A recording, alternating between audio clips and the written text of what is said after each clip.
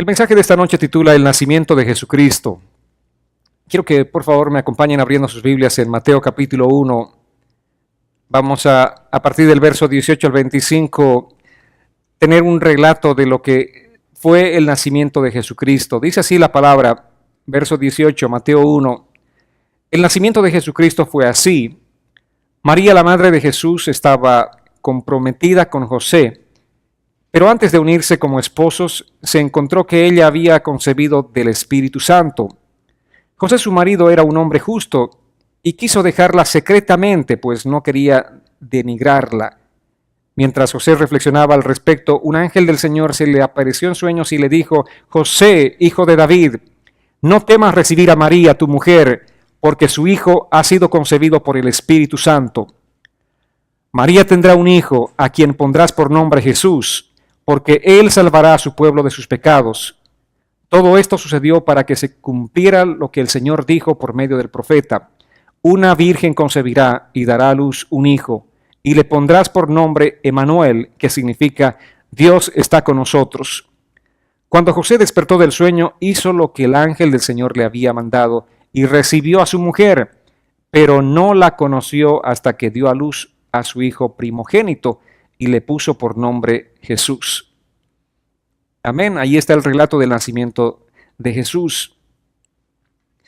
Y es importante, después de unos años, ya 30 años más adelante, cuando Jesús obviamente nació, creció, ya era un hombre y empezó su ministerio a los 30 años. Un día estaba compartiendo con un grupo de personas, con un grupo de fariseos, y les dijo esto que aparece en Mateo 22:42, les hizo esta pregunta. Jesús les dijo a aquellos hombres: ¿qué piensan ustedes del Cristo? ¿De quién es hijo? Interesante esta pregunta que Jesús les hacía aquel día a los fariseos y que ha sido repetida desde aquel entonces durante todas las generaciones siguientes. Está repitiéndose en la mente de los humanos. ¿De quién es el hijo? ¿O de quién es hijo el Cristo?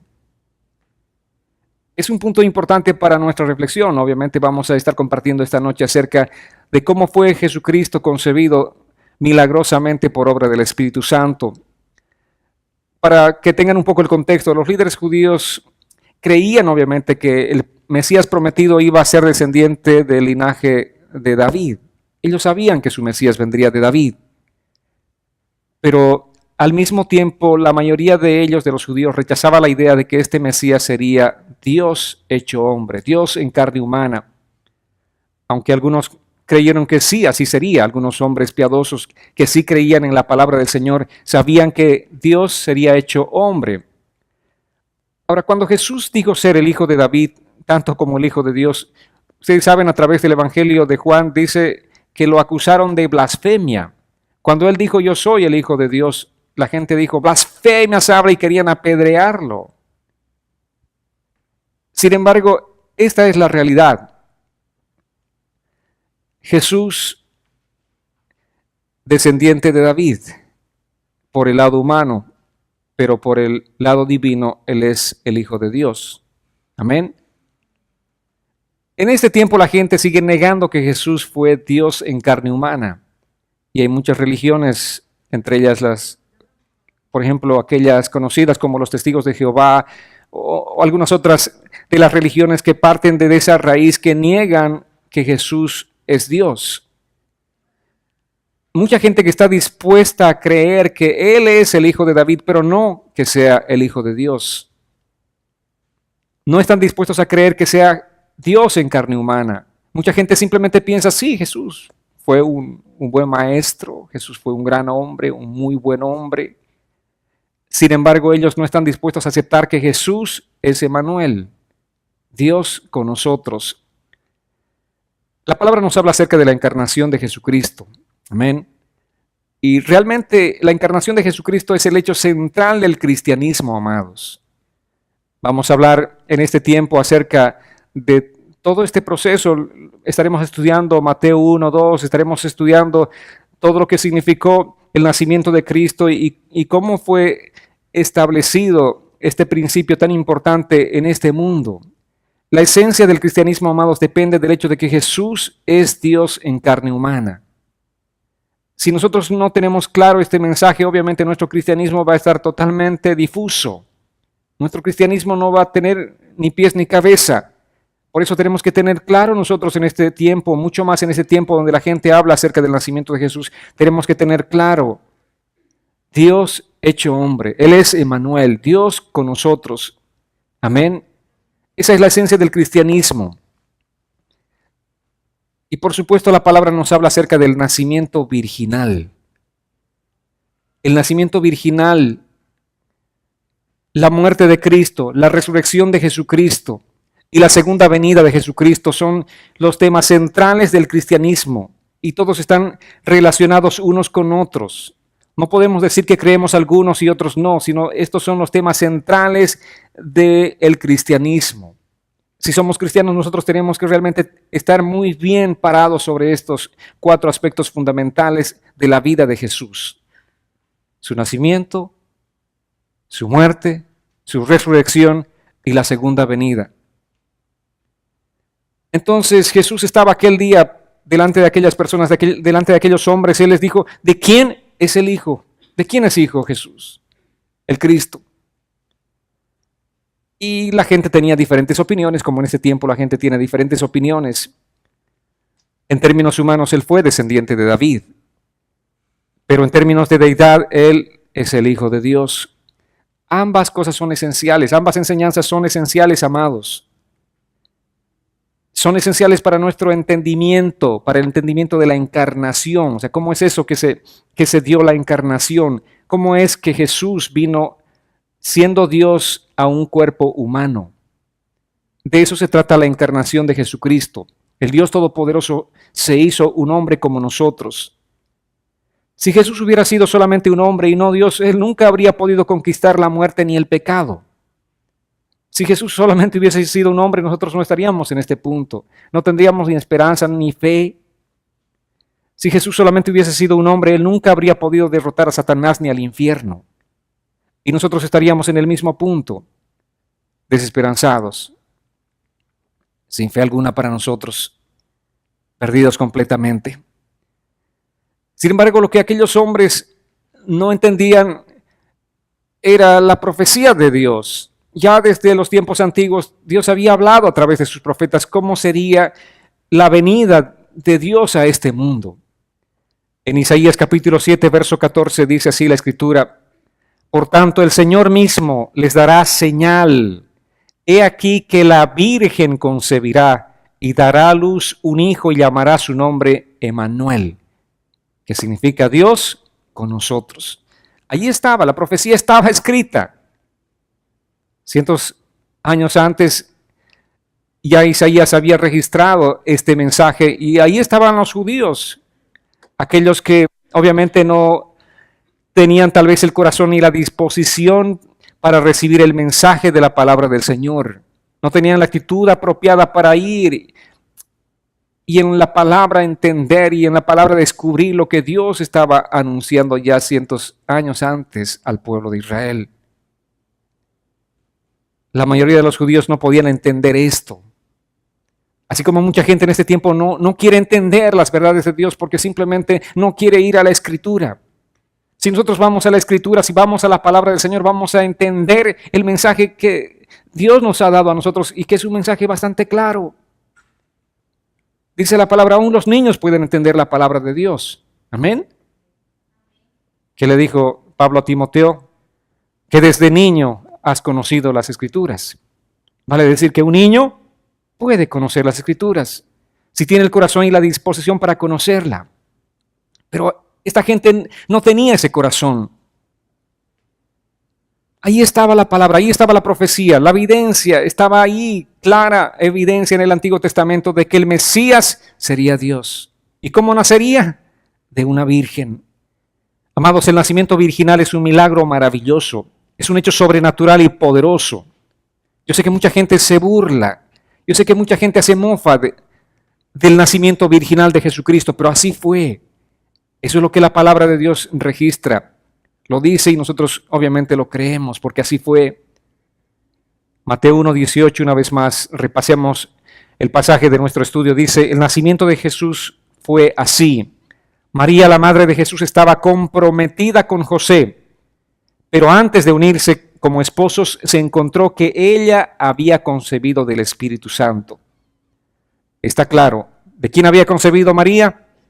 Del Espíritu Santo. Ahora, veamos un poco la vida de María. La primera parte, obviamente, de la vida de esta mujer sencilla, la pasó en un pueblo pequeño llamado Nazaret. Probablemente María pertenecía a una familia muy pobre. Por todo el contexto escritural podemos ver todo esto. Y en Lucas capítulo 1, verso 35 dice, el ángel le respondió, el Espíritu Santo vendrá sobre ti y el poder del Altísimo te cubrirá con su sombra. Por eso el santo ser que nacerá será llamado Hijo de Dios. El ángel estaba hablando con María y le está dando este mensaje claro de cómo iba a acontecer con ella. Le está diciendo el ángel, vas a tener un niño. ¿Y sabes qué? Ese niño va a ser el Hijo de Dios. Esta expresión Hijo de Dios es un término que los judíos entienden muy bien, que significa Dios. Imagínense que el ángel venga y a cualquiera de ustedes les diga, vas a tener un niño y ese niño va a ser Dios. ¿Cómo reaccionarían? Estarían totalmente perplejas, ¿no es cierto? Pero ahí está, el ángel está conversando con María.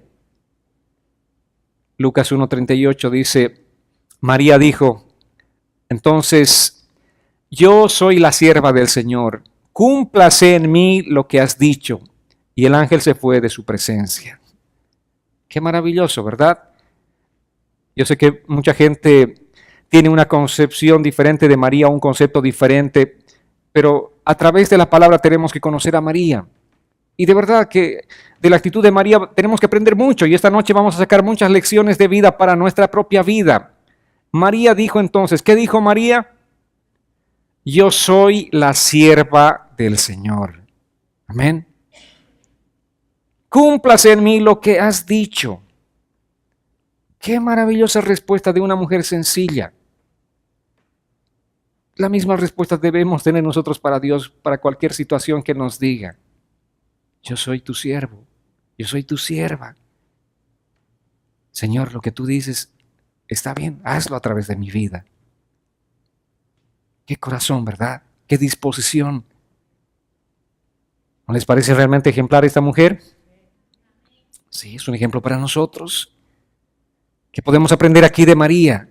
Que ella se estaba sometiendo a la palabra de Dios. Si esto es, Señor, lo que tú dices, yo estoy dispuesta a someterme a esto. Hágase tu voluntad. Pero en Lucas, versos 43 al 45, cuando vino el anuncio del ángel, vemos la respuesta de María cuando le dice, ¿cómo pudo sucederme? Bueno, en esta conversación está... antes del contexto bíblico les doy simplemente el contexto escritural. María un día va a visitar a su prima Elizabeth. Elizabeth era mamá de Juan el Bautista y ella estaba ya encinta 6 meses. Entonces, vayamos a la escritura. Dice, ¿cómo pudo sucederme que la madre de mi Señor venga a visitarme? Tan pronto como escuché tu saludo, la criatura salió de alegría o saltó de alegría en mi vientre. Dichosa tú que has creído, porque se cumplirá lo que el Señor te ha anunciado. Ahí estaban las dos primas embarazadas y los bebés estaban en comunicación. El bebé Jesús con Juan el Bautista. María estaba obviamente llevando en su vientre a Jesús, al Señor, y Elizabeth a Juan el Bautista. Y Juan el Bautista estaba emocionado y se brincó en el vientre de su madre, porque estaba ahí cerca de su Señor. Entonces, la prima le dice a María, ¿cómo pudo sucederme todo esto? Que la madre de mi Señor venga a visitarme. Dichosa tú que has creído, porque se cumplirá lo que el Señor te ha anunciado. ¿Qué hizo María? ¿Cuál fue la virtud? Creyó, dice. Dichosa tú que creíste.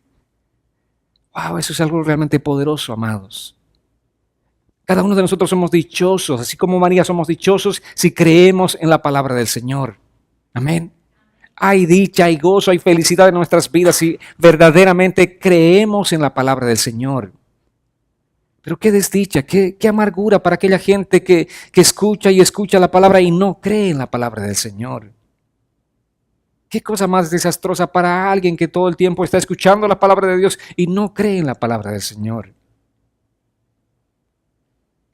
Hay un gozo enorme, amados. Hay una dicha, una felicidad grande para alguien que sí escucha la palabra del Señor y cree aquella palabra, porque se cumplirá lo que el Señor te ha anunciado, le dice. María no solamente se sometió a la palabra de Dios, sino que fue una mujer de fe, alguien que creyó en la palabra del Señor. Esta mujer era una mujer que conocía las Escrituras. Era una mujer del Antiguo Testamento que conocía las Escrituras. Alguien que estaba examinando permanentemente. Alguien que seguramente había leído a Isaías, que la Virgen concebirá. Y de pronto cuando el Señor le dice, tú vas a concebir, me imagino que estaba identificando aquella palabra que había estudiado, que había leído. Amados, es importante que nosotros conozcamos las Escrituras, es importante que conozcamos la profecía más segura que es la palabra del Señor. Porque si conocemos la palabra del Señor vamos a poder tener una comunión estrecha con el Señor. Amén. Nuestra comunión es a partir de la palabra del Señor, es a partir del conocimiento de la palabra del Señor. Es importante, como les instaba hace unos instantes, nosotros tenemos que llevar todas nuestras cargas, nuestras peticiones, tenemos que llevarlas delante del Señor, pero a partir del conocimiento de la palabra de Dios.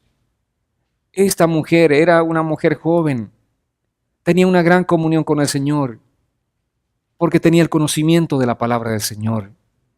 Nuestras oraciones tienen que ser oraciones basadas en la palabra del Señor, porque si no estaremos en un contexto bastante complicado, como Santiago dice, piden pero piden mal. Puede ser que estés pasando horas de horas orando y estás pidiendo mal, vale decir, estás perdiendo tu tiempo. Pero si tú oras y pides conforme a la palabra del Señor, esas oraciones sí van a ser escuchadas por el Señor. Y estaba en ese plano esta mujer de fe, esa mujer que tenía comunión con el Señor. Amados, es realmente importante conocer la palabra del Señor, porque si no conocemos la palabra del Señor, no vamos a conocer al Señor. Y si no conocemos al Señor, no vamos a confiar en el Señor. ¿Cómo puedes confiar en alguien a quien no conoces? ¿Cómo puedes realmente confiar en alguien, en un desconocido?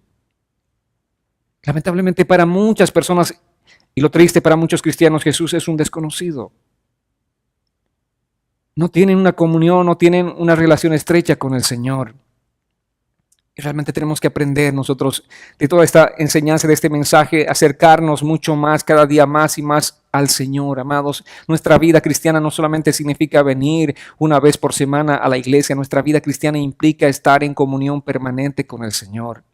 Nuestra vida cristiana implica conocer la palabra, ir en la palabra todos los días de nuestra vida, estar en comunión todos los días de nuestra vida. Olvidémonos de la vida pasada, la vida religiosa que hemos vivido era una vida de un día iglesia y después los demás días hago lo que bien puedo o lo que bien me parezca. Eso es religiosidad. Pero la vida cristiana implica que nosotros tenemos que vivir todos los días en comunión con el Señor. Amén, amados.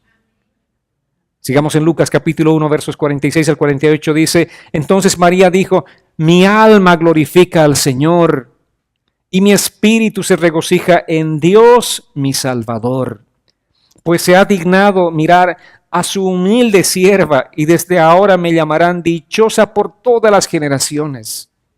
Y sí que estamos llamándola dichosa, todas las generaciones la han llamado dichosa. ¿Por qué? Aquí está esta mujer diciendo, mi alma glorifica al Señor. Qué bueno. ¿Qué estamos aprendiendo de ella? A glorificar a Dios. Señor, si tú quieres usarme en esto, yo quiero glorificarte, en lo que sea que tú quieras usarme, yo quiero glorificarte a ti. Ese es el propósito, amados. ¿De qué manera? Dios la usó a ella, llevando al Salvador en su vientre. ¿De qué otra manera quiere usarte a ti, a mí, Estamos dispuestos, Señor, yo quiero glorificarte en lo que sea que tú quieras usarme, Señor. Todo lo que yo quiero es glorificarte. Y ella está diciendo, mi alma glorifica al Señor. Mi espíritu se regocija en Dios, mi Salvador. ¿Qué decía María? Decía eso, que su alma se regocijaba ¿en quién? En Dios. ¿Qué era Dios? Su Salvador.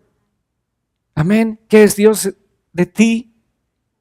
Tu Salvador. ¿Es Dios tu Salvador? Amén. Tú puedes decirte, mi alma se regocija en ti, Señor, tú eres mi Salvador. Qué importante es realmente conocer la Escritura, amados. Yo sé que la religión ha tratado de desvirtuar la figura de María, pero María está con los pies en la tierra. Ella dice, Dios es mi Salvador. Amén. Así como todos los seres humanos que descendemos de Adán, tenemos la oportunidad de decir, Dios es mi Salvador. Y ningún ser humano puede estar en una categoría igual a Dios. Todos necesitamos de Dios para ser nuestro Salvador. Amén, amados. ¿Les queda clara la palabra? ¿Y qué más dice? Que el Señor se ha dignado, dice, de mirar a su humilde sierva. Esa era María, una humilde sierva. Entonces no hay duda, no hay confusión en la mente de esta mujer, no hay ningún cuestionamiento, pero sí lo que podemos ver es que hay una sumisión instantánea, una obediencia instantánea a la verdad de la palabra de Dios. Ella dice, yo estoy dispuesta. Ella responde inmediatamente, no hay cuestionamientos, no hay dudas, no le dice, pero ¿por qué? No hay ese tipo de cuestionamientos. Ahora, sigamos examinando en el capítulo 1, verso 18, dice que ella estaba desposada con José. De José casi no se conoce mucho en la Biblia. Sin duda era un hombre humilde, un hombre muy trabajador. En el versículo 19 dice que José, su marido, siendo un hombre justo, eso es lo que destaca de José, era un hombre justo. Él también era un hombre piadoso, igual que María.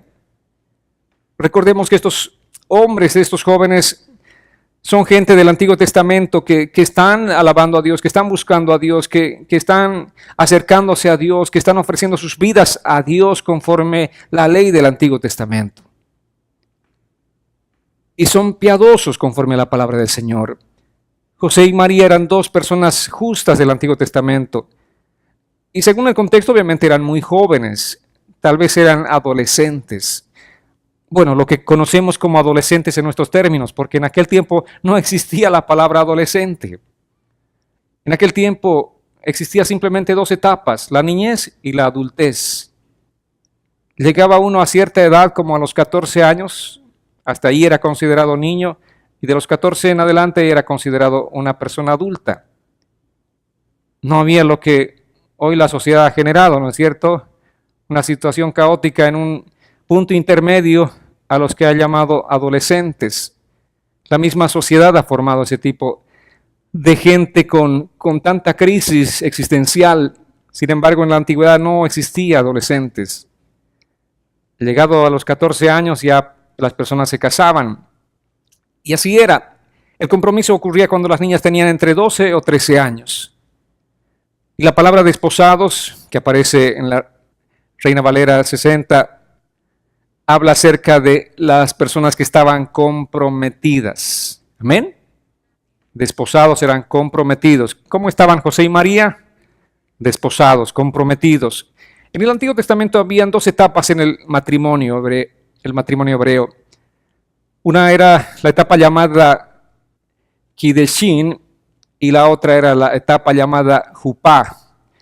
El Kiddushin era la etapa del compromiso. Si vemos en Deuteronomio capítulo 20, verso 7 dice, ¿y quién está comprometido y aún no se ha casado? Vaya de regreso a su casa, no sea que muera en batalla y alguno otro se case con su novia. Entonces había una ley, si un soldado iba a la guerra, pero justo ese soldado estaba comprometido, dice, vaya a su casa, no vaya a ser que muera en la guerra y su novia se case con otra.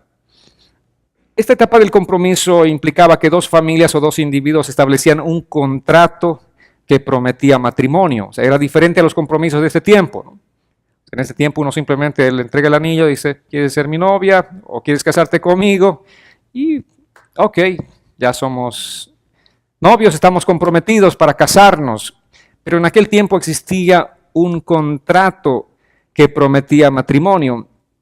Era un contrato obligatorio y si en algún momento durante ese periodo de estar desposados alguien manifestaba algún indicio de infidelidad, obviamente ese contrato tenía que ser revocado de manera oficial o de manera legal. Entonces, el compromiso era algo legalmente establecido. Era considerado matrimonio porque ya había una relación legal, aunque no habían consumado en matrimonio en una boda y después en una relación física.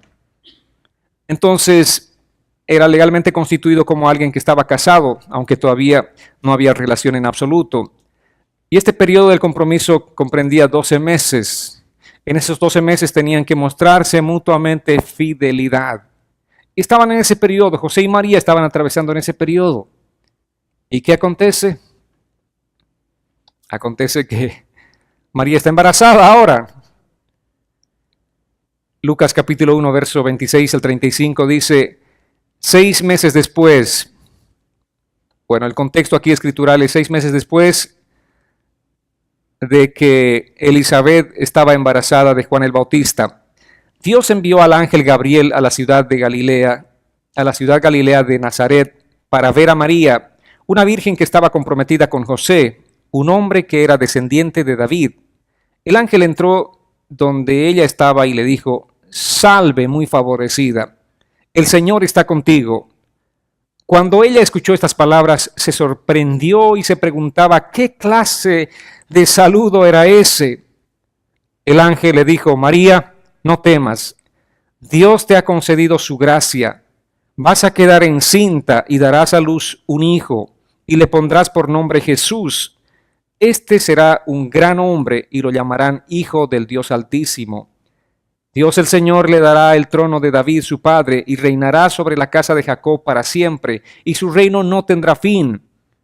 Pero María le dijo al ángel, ¿y eso cómo va a suceder? Nunca he estado con un hombre. Y el ángel le respondió, el Espíritu Santo vendrá sobre ti y el poder del Altísimo te cubrirá con su sombra. Por eso el santo ser que nacerá será llamado Hijo de Dios. Amén. Estaba en una etapa simplemente de compromiso.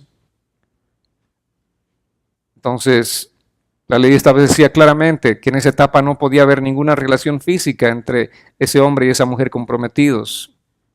Y aquí de pronto viene un tremendo anuncio, un increíble anuncio. Esta joven que en la sociedad no era nadie, según el concepto de la sociedad, ¿verdad? ¿Qué dice la gente cuando alguna persona es bastante sencilla, no tiene muchos recursos? Dicen, sí, ese es nadie. ¿A quién reconocen como, wow, una gran persona? Uy, ese sí es millonario, tiene mucha plata, ese es alguien. Entonces, según la sociedad, María era simplemente nadie. Vivía en un pueblo muy pequeño llamado Nazaret. Pertenecía a una familia muy pobre. Pero cuando vino este anuncio de parte del ángel del Señor, María supo que quedó embarazada. Y a partir de ese momento, obviamente ella empezó a vivir ese proceso de embarazo. La parte difícil era decirle a José. Según la ley, había muchas situaciones bastante complejas de manejar en este anuncio.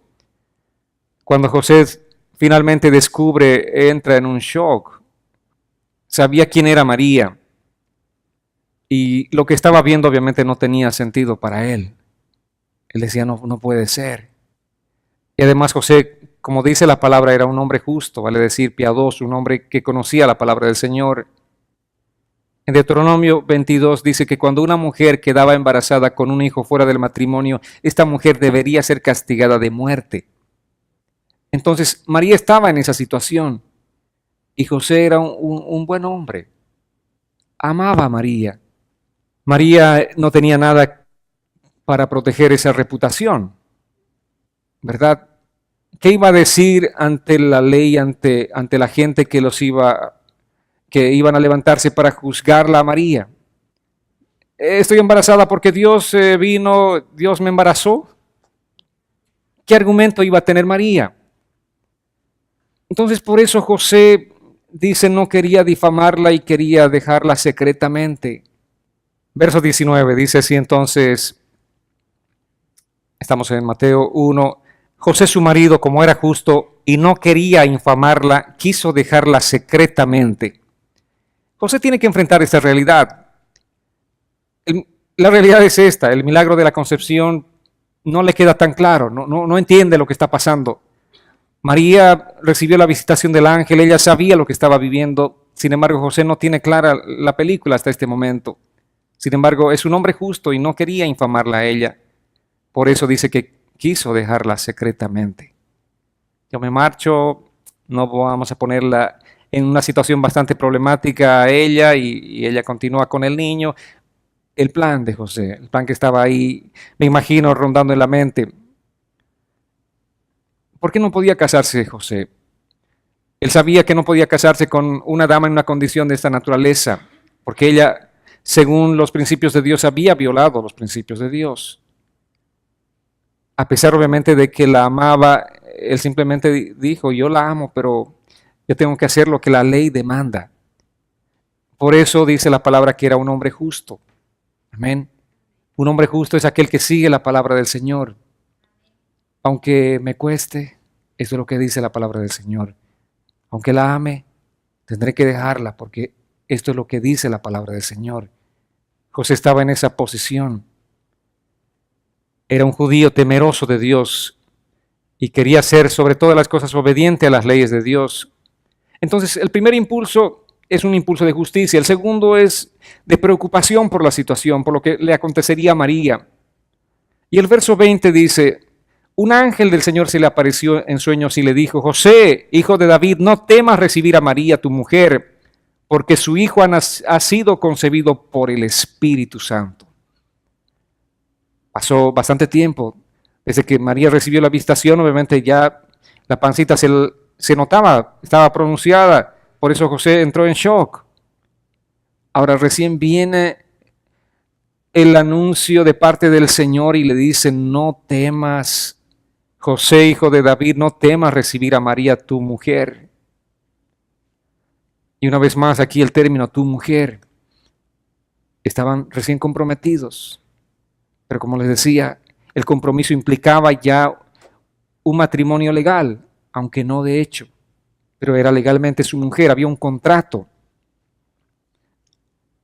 Entonces, el anuncio del Señor es simple, le está mostrando esta gran realidad del nacimiento virginal.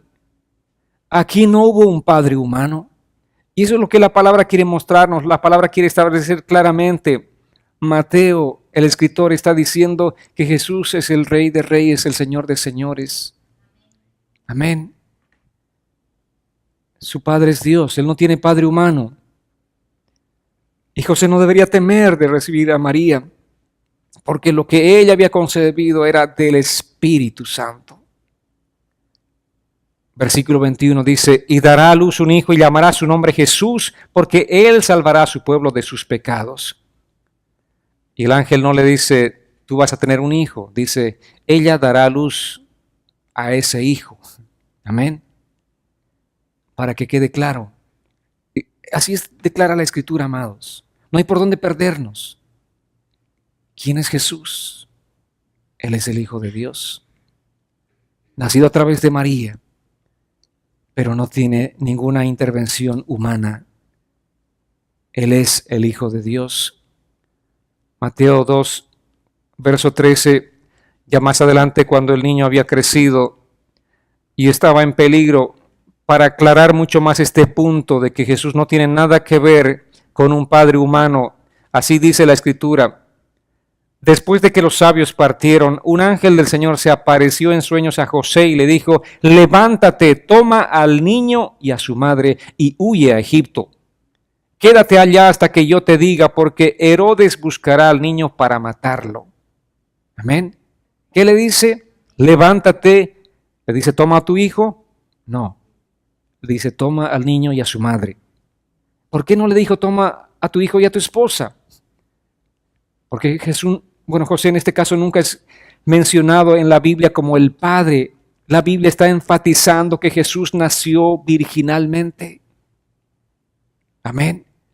La Biblia está dejando en claro la Biblia está defendiendo exactamente esta doctrina central que les he hablado acerca del cristianismo, cómo es el nacimiento de Jesús, el nacimiento virginal, el nacimiento milagroso y poderoso por obra de Dios. Y le dice, su nombre es Jesús, o Yeshua, o Joshua, porque Él salvará a su pueblo de sus pecados. Esa es la razón por la que Él vino a este mundo. Amén. Jesús vino para salvar al mundo de sus pecados. Y ahí estaba el ángel dándole este anuncio a José. Y qué importante realmente entender el propósito. Yo sé que ya el ambiente que estamos viviendo en el entorno nuestro es un ambiente navideño y todo el mundo ya está empezando a celebrar en cierta medida la Navidad, pero realmente la gente entiende el propósito de la Navidad. Navidad significa nacimiento. Y obviamente nosotros tenemos que hablar y entender y predicar lo que dice la palabra del Señor. Y esta noche estamos empezando este estudio haciendo una referencia específica a la palabra del Señor. ¿A qué dicen los evangelios? ¿A qué dice la palabra del Señor? ¿Cómo fue el nacimiento de Jesucristo? Amén. ¿Y quién es Jesucristo? Aquel día Jesús les dijo a aquellos hombres, ¿de quién es hijo Jesús? ¿De quién? ¿Tú tienes la respuesta clara en tu corazón y en tu mente esta noche?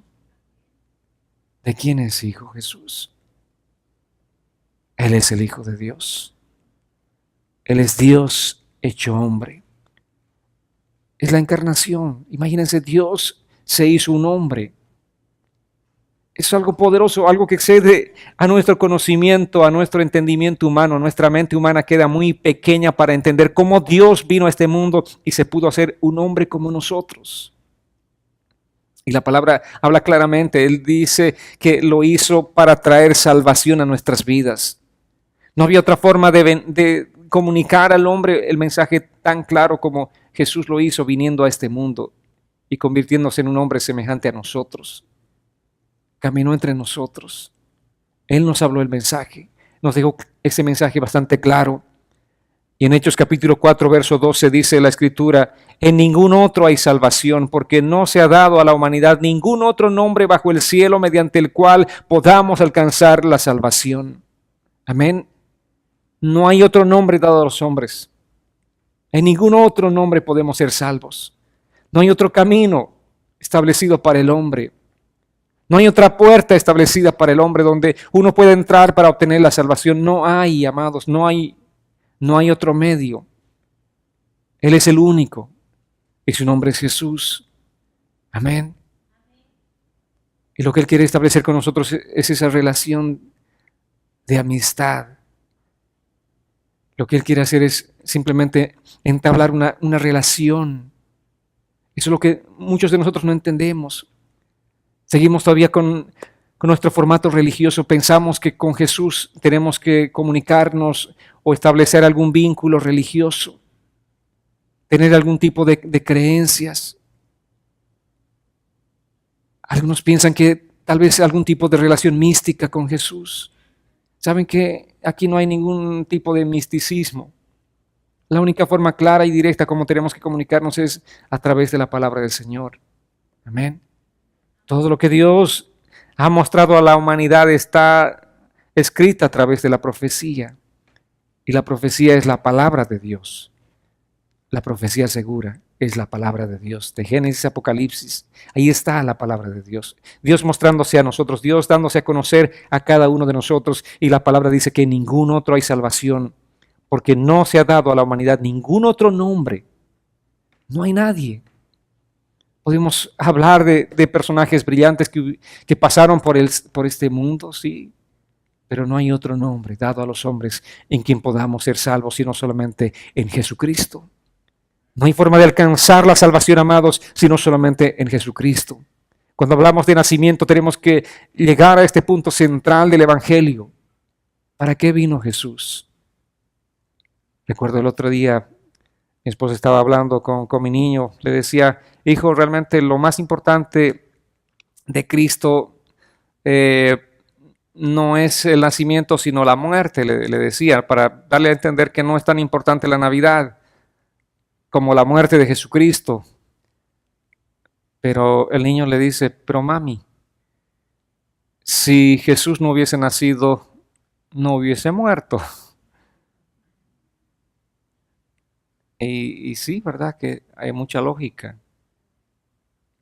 Hay dos acontecimientos importantes, el nacimiento y la muerte. Porque si no hubiese nacido, ¿cómo hubiese muerto? ¿Verdad? Por eso nosotros como cristianos tenemos que apreciar y valorar todo esto. ¿Para qué vino a este mundo? ¿Cuál fue el propósito por el que vino a este mundo? Para traernos salvación. ¿Por qué murió? Para consumar ese propósito de la salvación. ¿Por qué resucitó? Para darnos poder y victoria a nosotros en Él, en su resurrección. ¿Y cuál es la esperanza que tenemos? Jesús viene por nosotros. Él viene por segunda vez y viene a recogerse a su iglesia, viene a llevarse a su pueblo. Por eso estamos expectantes nosotros, por eso estamos contando los días. Señor, ven, como dice Apocalipsis, ven, Señor Jesús. Amén. Son 4 cosas importantes en la doctrina cristiana, en nuestra fe cristiana. El nacimiento, la muerte, la resurrección y la segunda venida de Jesucristo. Son 4 cosas que hacen que nuestra vida realmente tenga sentido. Amén. Tengamos ilusión, tengamos esperanza. Que podamos mantenernos nosotros vivos en nuestra fe porque sabemos que Él viene por nosotros. Amén. Amados, es importante que este tiempo nosotros compartamos este evangelio a la gente. La gente necesita escuchar este evangelio. Vayamos, yo sé que hay muchas otras formas como la gente trata de como menoscabar el propósito del nacimiento de Cristo. Dice, no, es que no sabemos en qué fecha nació Jesús. Realmente no sabemos en qué fecha. Hay un tiempo estimado que puede ser entre septiembre y octubre. Sin embargo, si la fecha hubiese sido importante, también estaría escrita aquí, ¿verdad? En la palabra del Señor. La fecha no es tan importante como el hecho mismo de que Él vino a este mundo. Y eso es lo que destaca la palabra de Dios. Y eso es lo que nosotros tenemos que predicar. Eso es lo que tenemos que enseñar. El propósito del nacimiento de Jesús. ¿Por qué Jesús vino a este mundo? Amén. No digas, yo realmente no le pongo interés a la Navidad o al nacimiento de Jesús porque no sé en qué fecha vino. El hecho es que vino. Amén. El hecho es que vino a este mundo. Eso es lo que nosotros tenemos que destacar, eso es lo que tenemos que valorar, eso es lo que tenemos que apreciar, eso es lo que tenemos que celebrar, que Jesús vino a este mundo. Dios se hizo hombre. En eso consiste el evangelio, amados. Jesús, el Hijo de Dios, vino a este mundo. Amén. Ahora sí, hay gozo en sus corazones. Amén. Hay esperanza en sus corazones. ¿Por qué? Porque Jesús vive en nosotros. Amén. Él vino a nuestras vidas. Podemos decir, Señor, te conozco. Camino contigo, tengo comunión contigo. Mucha gente dice, no, pero ¿dónde está Dios? Dime, ¿dónde está Dios? Tú puedes decirle, Dios está vivo. ¿Quieres conocer a Jesús? ¿Sabes que Jesús existe, que está vivo? ¿Y cómo sabes? Hoy hablé con Él. Amén. Si alguien te pregunta, dile, hoy hablé con Él. Y eso es lo que hacemos todos los días, hablamos con Él, estamos en comunión con Él, somos guiados por Él, Él abre el camino para nosotros, Él nos muestra el camino por donde tenemos que caminar todos los días, Él nos da la fortaleza que necesitamos, Él es todo lo que nosotros necesitamos, Él es nuestro Señor, Él es el camino, Él es la verdad, Él es la vida, vivimos por Él, vivimos para Él, todo lo que tenemos es de Él, es para Él. la gloria y la honra son eternamente para Él. Amados, pongámonos en pie, vamos a orar esta noche. Amén. Gracias, Señor Jesús.